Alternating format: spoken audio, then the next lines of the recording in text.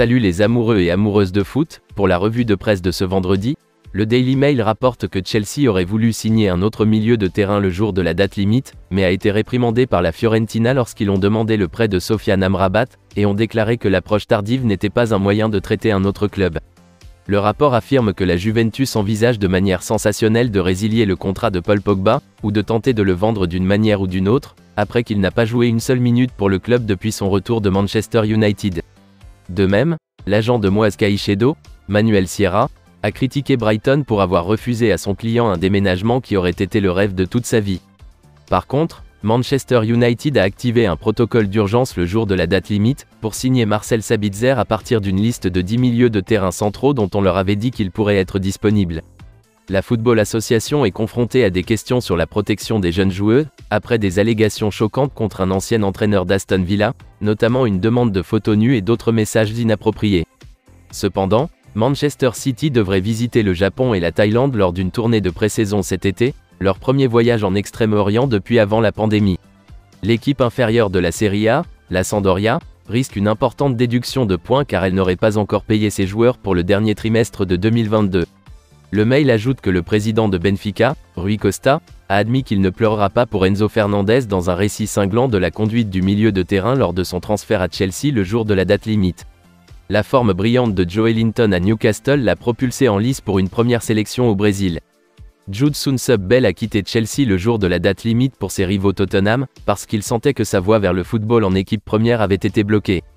De son côté, le Daily Mirror affirme que Gabriel Martinelli est prêt à mettre fin aux spéculations sur son avenir à long terme à Arsenal, en signant un nouveau contrat de 4 ans et demi.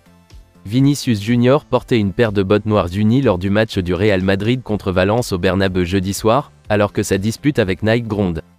Tottenham est sur le point de signer un accord de parrainage de 60 millions de livres sterling, environ 67 millions d'euros avec le gouvernement sud-africain.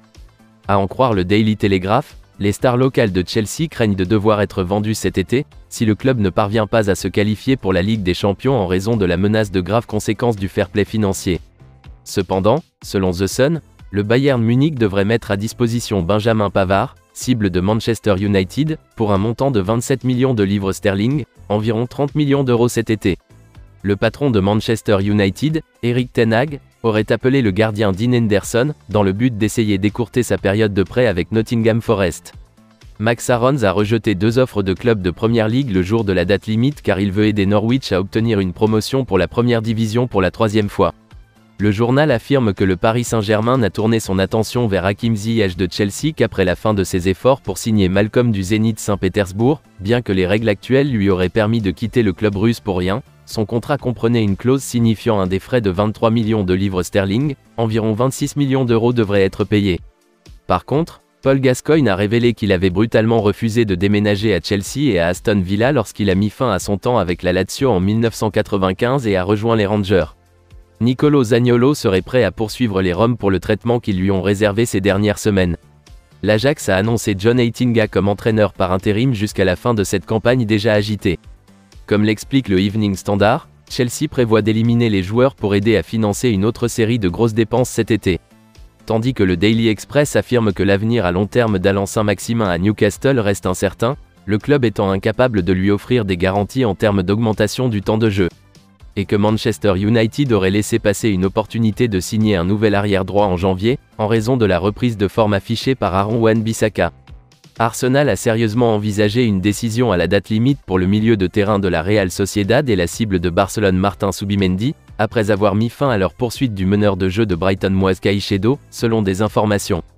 Ailleurs, The Times déclare que le milliardaire nigérian de la technologie, Dozie Ememobuzi, est sur le point de finaliser une prise de contrôle de 90 millions de livres sterling, environ 100 millions d'euros du club de championnat, Sheffield United, ce qui atténuerait leurs problèmes financiers actuels. Un ultra du football marocain a perdu une bataille juridique pour l'asile au Royaume-Uni, après avoir affirmé qu'il serait attaqué par des supporters rivaux dans son pays natal. Et pour terminer, le Daily Record rapporte que Southampton devrait renouveler son intérêt pour la star celtique Liel Abada, cet été après en avoir discuté comme une option de fenêtre de transfert de janvier. L'ancien défenseur d'Aberdeen, Mikey Devlin, est jugé avec Hibernian après avoir quitté Fleetwood Town plus tôt cette semaine.